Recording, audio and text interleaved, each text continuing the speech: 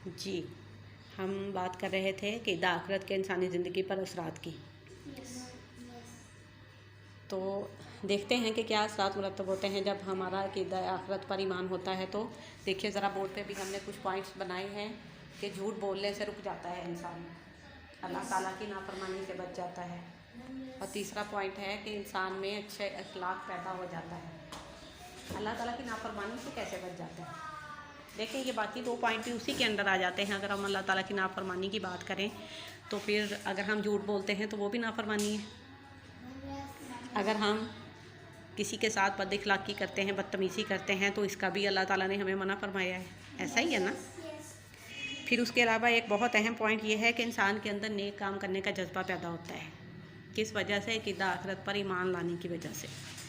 और पैदा क्यों होता है? क्योंकि इंसान को इस चीज़ का एक एहसास रहता है हमें कि जब हम अल्लाह ताला की बारगाह में पेश किए जाएंगे तो हमें इन नेक अमाल का सिला मिलेगा, जज़ा मिलेगी। ठीक है, इस वजह से ये एक बहुत अहम असर है जो कि इंसान की इस दुनियावी ज़िंदगी के ऊपर मुरतब होता है। फिर नो डाउट वो बात तो है ही कि इंसान में अपने हर काम की जवाबदेही का एहसास पैदा होता है कि उसने अपने हर अच्छे या बुरे काम का हिसाब या उसका जवाब अल्लाह ताला को देना ही देना है आखिरत में। ठीक है, ये वो असरात हैं जो कि इंसान की इस दुनियावी ज़िंदगी को या तो मुकम्मल तौर पर ठीक कर देते हैं, या अगर आपका इसके ऊपर ईमान नहीं है, आप इस बात को फरामोश कर देते हैं कि आखिरत को, और उससे हट के मतलब दुनियावी अय्याशियों में और दुनियावी आसाइशों में और बाकी सारे कामों में पड़े रहते हैं, जिस तरह जो आपका दिल करता है वो काम करते हैं। क्योंकि देखें, इंसान होने की हैसियत से बहुत से ऐसी चीज़ें हैं, बहुत से ऐसे काम हैं जो कि हम कर तो रहे होते हैं क्योंकि हमारा दिल कर रहा होता है वो करने को, लेकिन उनसे अल्लाह ताला ने हमें मना फरमाया है। ठीक है, तो फिर जवाबदेही का एहसास यही है ना कि हमने वो काम नहीं करने जो हमारा दिल कर रहा है। हमने काम कौन से करने हैं? जो अल्लाह ताला ने करने का हुक्म दिया है। शाबाश, वेरी गुड।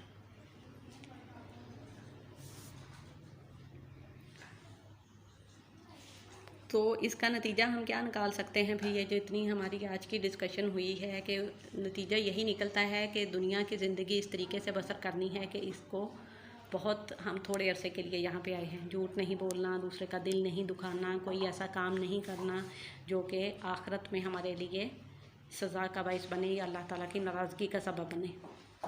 ठीक है, देखिए ज़रा यहाँ हमने बोर्ड के ऊपर सूरा ज़िलज़ाल की आयत नंबर 7 और 8 का तर्जुमा लिखा है।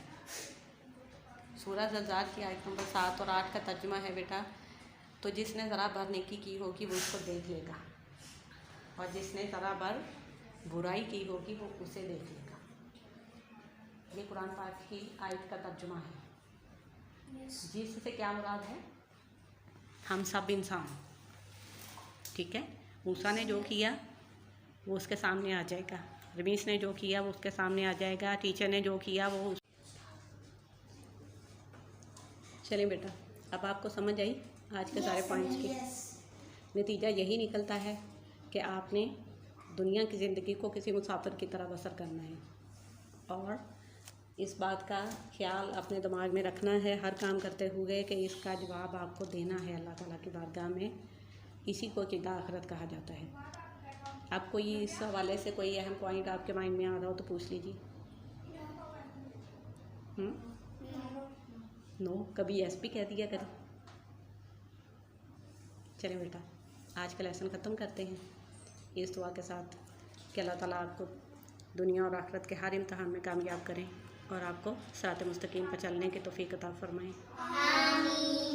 आमीन या रब्बुल आलमीन।